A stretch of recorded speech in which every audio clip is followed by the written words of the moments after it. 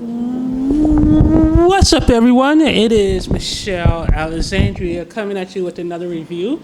So, I bet many of you are wondering what TV did I end up getting after I returned my Samsung QCF? Well, come on, you all know me. I actually ended up with another OLED. So, I went with the OLED B7A. It was $1,400 at Best Buy, and actually, I was looking at the Sony 930E, but that was actually $1,500 at Best Buy. So, I was like, do I really want to deal with another LED panel that may only just disappoint me? And I'm trying not to be unreasonable, but the problem is, I'm not as enamored with black levels as people think.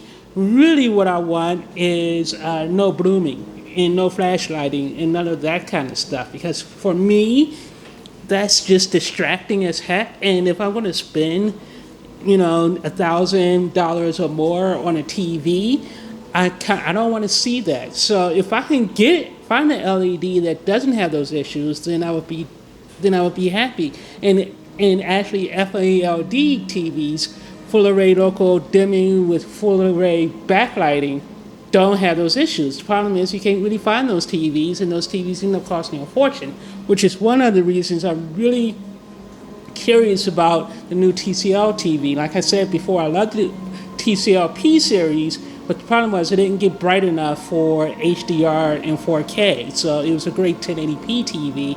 I just didn't think it looked all that well on something else. So the whole point of this video is I want to burst one of the major myths about OLED TVs, and that's the fact that OLED TVs do not look good in bright rooms. Where I'm going to try to disprove this myth to you in the next 3 minutes. So, as you can see, for a change, I'm not filming this video in a really dark room. I have my condo all lit up, so I have all my lights turned on, and I also have my windows open, and my patio door shades open so that all the sunlight is coming in. And I'm also showing you a very dark video game. So this is Batman Arkham Knight, and you can see I actually had the picture on vivid mode. So in some respects, this is a pretty dark picture, but you can still make out a lot of the outlines and everything. I mean, it's Batman, so you would expect Batman to be pretty dark. But look, you can actually see the shading, and I really like having this pointer so I can actually show you stuff. So you can actually see the shading, so you can see the outline very clearly, and I actually have it in vivid mode, because vivid mode is my favorite mode actually, because I think the cinema home is too dark, and that's the case with cinema modes on all TVs for me. I find cinema modes, the calibrated modes, to be really dark and a little drabby and washed out, and I find that on just about every TV I've ever seen. So, and that's actually the proper calibrated mode. So here, let me show you. And actually here, let me show you. I'm going to come back to this in a second, but first let me show you on a regular TV picture, so you can actually see. So see how, and let me find a decent, a channel that comes in a little bit more decently. So here, see how bright that picture is? And again, keep in mind, this is a fully lit up room. And this is regular HD TV, and you can clearly see the picture. And for some reason, I'm getting a lot of bad content, so this is annoying me. But you can see everything's pretty lit up. And here, let me show you the different mode examples. So this is vivid. Same image on standard. Same image on APS mode. This is cinema, and again, it doesn't look too dark to me. I mean, it looks perfectly fine to me. I mean, these images. So see, this is nice. Here's the sports mode. and game mode. And again, this is a fully lit up room. So don't believe the hype when people are like, oh, this TV is too dark for bright rooms. It actually really isn't. I mean, how much brighter do you want your stuff? I mean, really. So this is the HDR effect mode again. Look how nice it is. And then Technicolor. And like I said, I'm not a fan of calibrated TVs because I just think calibration modes just make everything look kind of washed out a little bit and drabby, no matter what TV I've ever owned. So I don't think I would ever pay for professional calibration. And according to most people in most reviews, the LG TV OLEDs really do have supposedly have like as close to perfect calibration out of the box as you can get, especially when you get into these expert modes like Technicolor. Expert mode is supposed to be pretty much as calibrated as you can get because this mode was actually calibrated by the folks at Technicolor. And then you have the ISF expert mode. So if you look at all of this, and then you have expert dark mode. So yeah, again, this is in a pretty lit up room. And normally I watch stuff in the dark room. I prefer to watch stuff in the dark room. So I very rarely am going to have my room totally lit up like this. But you can clearly see that there's nothing wrong with the brightness level of this TV in a brightly lit room. So now let's go back to Batman Arkham, which is a really dark game. And let's start it. I'm going to start a new episode just so you can see the opening trailer.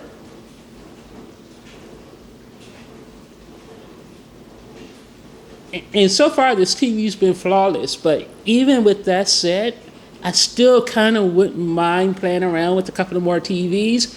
But exchanging TVs and unboxing them and dealing with Best Buys and waiting for Geek Squad, that's just kind of a pain in the butt.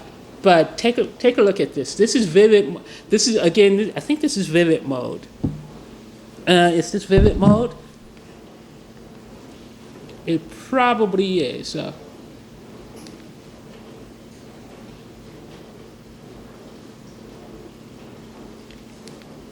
So this is Vivid. Standard. APS. Cinema, you can see it starts to get a little dark because, it's a calibrated cinema mode. And then you have sports. In game mode. HDR effect. And really, this is really, really dark right here. So this you can barely see, but that's the whole point of this sequence here. I mean, you can barely see it.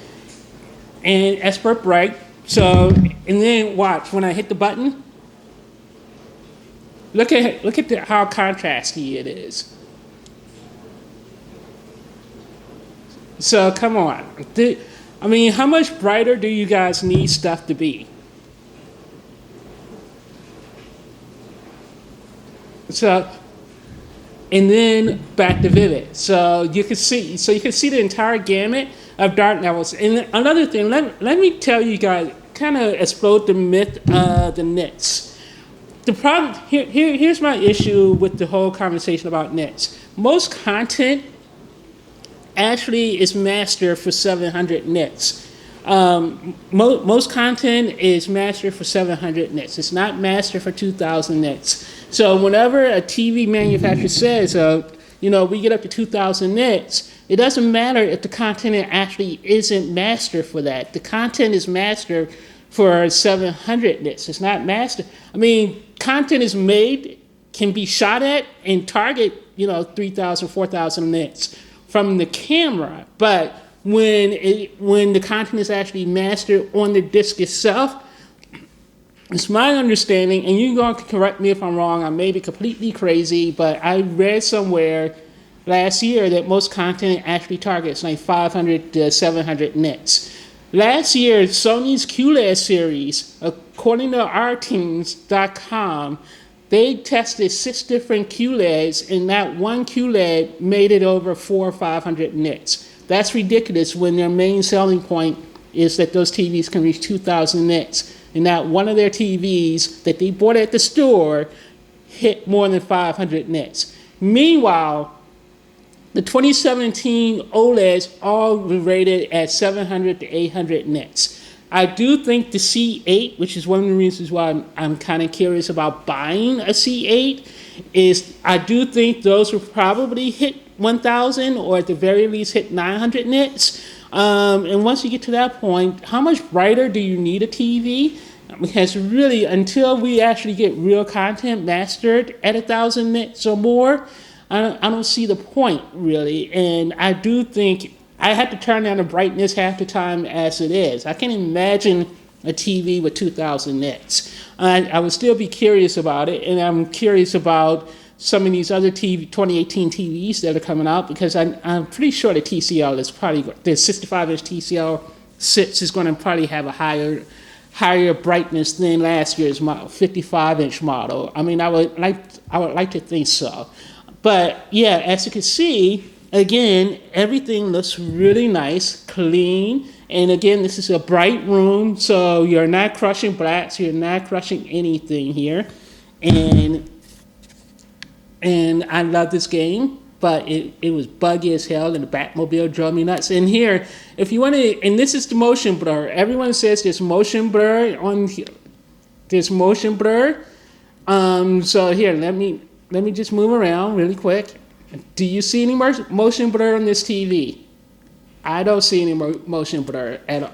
And again, I'm not saying motion blur doesn't occur, because there are times when I've noticed things that have like a split second motion blur or ghosting, and it drives me nuts when I see it, because then once I see it, I can't unsee it. And the simple fact of the matter is, I paid a lot of money for this TV, and it's supposed to be one of the best TVs in the market. So I don't want to see that stuff at all. But it's very rare when I see it. But here, and this is kind of what the game looks like. And there's no motion judder. This is kind of making me dizzy just looking at this, doing this. So I'm going to have to stop doing that. But look how fast it is, and how responsive everything is. So yeah, that's it. I just wanted to do a really quick video, kind of bursting the whole myth that OLEDs don't look good in bright rooms. So here, let me just look at some other things. Let's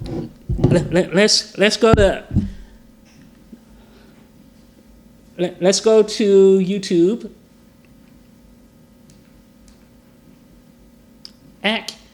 Let me open YouTube back up. And the thing I've always loved about OLED TVs is just how fast and responsive it is. I mean, it's just something I really love about OLED TVs. I love WebOS. It's my favorite. It's my absolute favorite interface, and followed by Samsung's. The problem is I just don't like how Samsung does his UHD and handles his HDR, because it either makes it too dark or there's a lot of flashlighting going on. So here, let's take a look at something. So here, let's take a look at this. I don't know what this is. God darn it. Gosh darn it. With the stupid YouTube ads. But again, you can see how bright it is. See, I mean, look how bright this picture. This picture is very bright for what it is in a very bright room. There's nothing you should be complaining about on this. Because take a look. And then here, let me take a look at an OLED demo. Is there an OLED demo I can find? Oh, let's take a look at this Digital Foundry Injustice demo for a split second. So this is an HDR. Again, my room is lit up. All the curtains, all the blinds are open. So look at this. Look at how the colors are popping. Now, how can you look at this and tell me that it's too dark for you? And look at the smooth gameplay.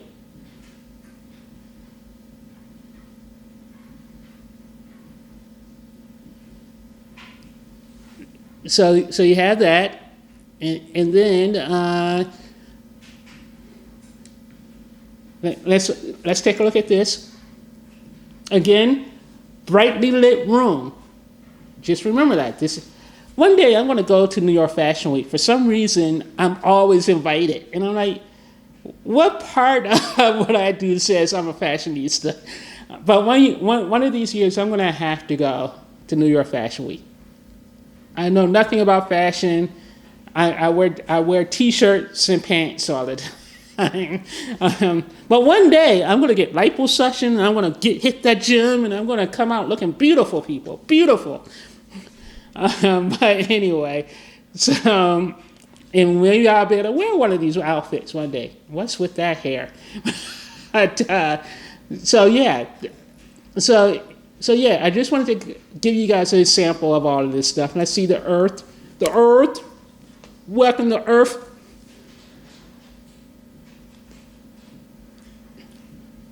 So come on, how can you all complain? Again, don't believe the myth. Don't believe any of the Oled myths. The one Oled myth that is true is that it is prone to get burn-in, but I still think burn-in can be mitigated and not as bad of an issue as a lot of people claim burn-in is, primarily because the TV comes with so many built-in tools. It has built-in screensavers, it has pixel refreshing, and all that kind of fun stuff. So really, I mean, I would just run the pixel refresher once a week and call it a day.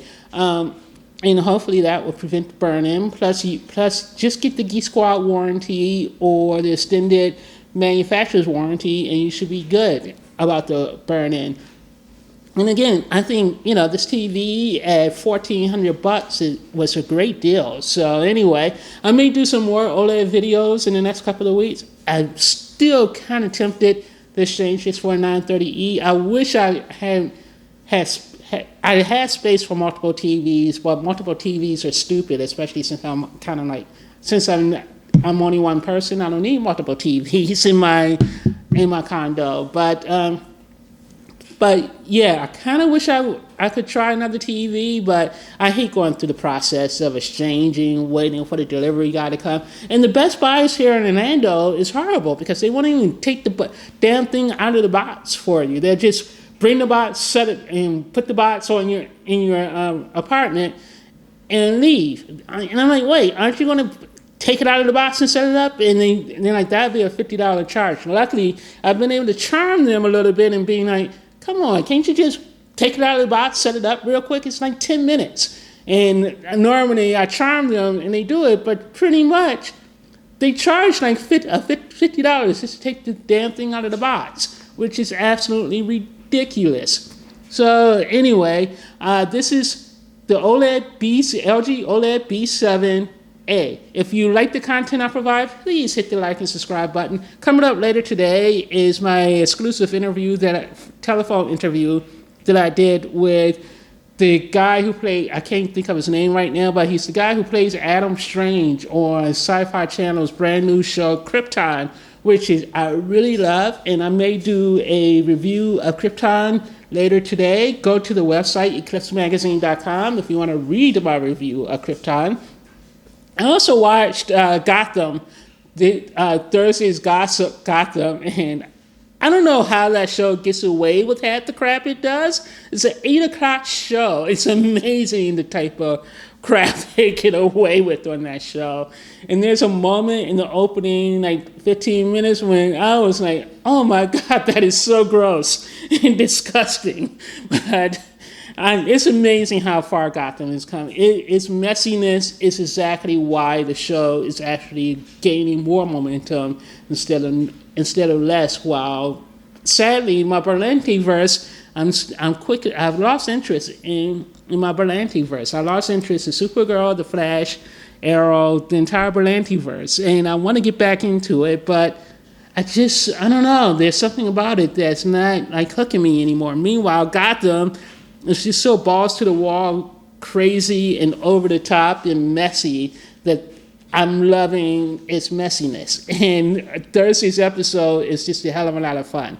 And I like to say you get to see the first instance of the Batmobile in Thursday's episode. And if you watch it, you'll get the joke. You'll get the bad joke. So anyway, again, like and subscribe to this channel, and make sure you visit us at eclipsemagazine.com. I'm not going to CinemaCon this year.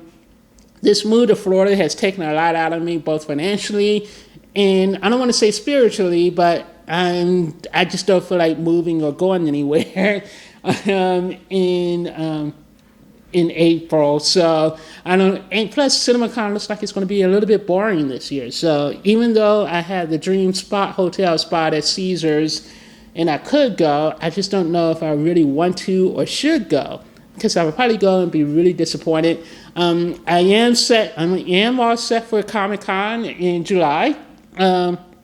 So more on that later. I do have a hotel downtown that I booked last May,